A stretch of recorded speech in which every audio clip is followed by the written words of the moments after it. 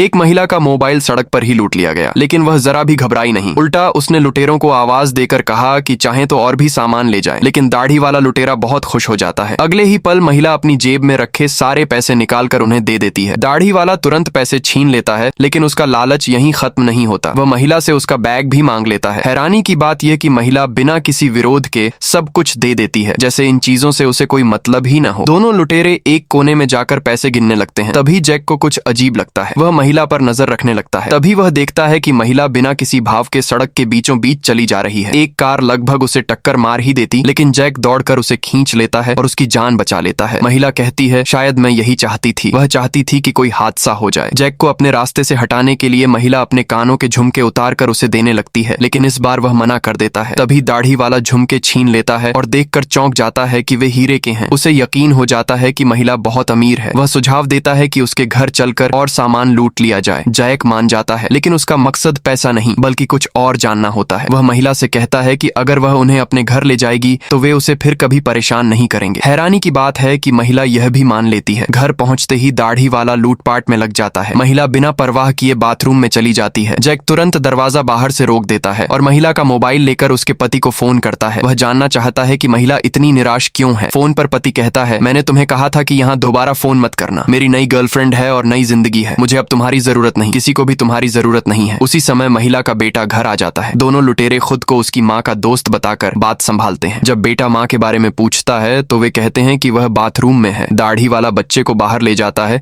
जबकि जैक तुरंत बाथरूम का दरवाजा खोलता है। अंदर महिला नींद की गोलियां खाने की कोशिश कर रही होती है। महिला पूरी तरह टूट चुकी थी और उसे जीने की कोई उम्मीद नहीं थी, लेकिन जैक उसे समझाता है कि उसका एक बेटा है, चाहे अपने लिए नहीं तो बेटे के लिए ही सही, उसे जीना चाहिए। बच्चा अपनी माँ के बिना नहीं रह सकता।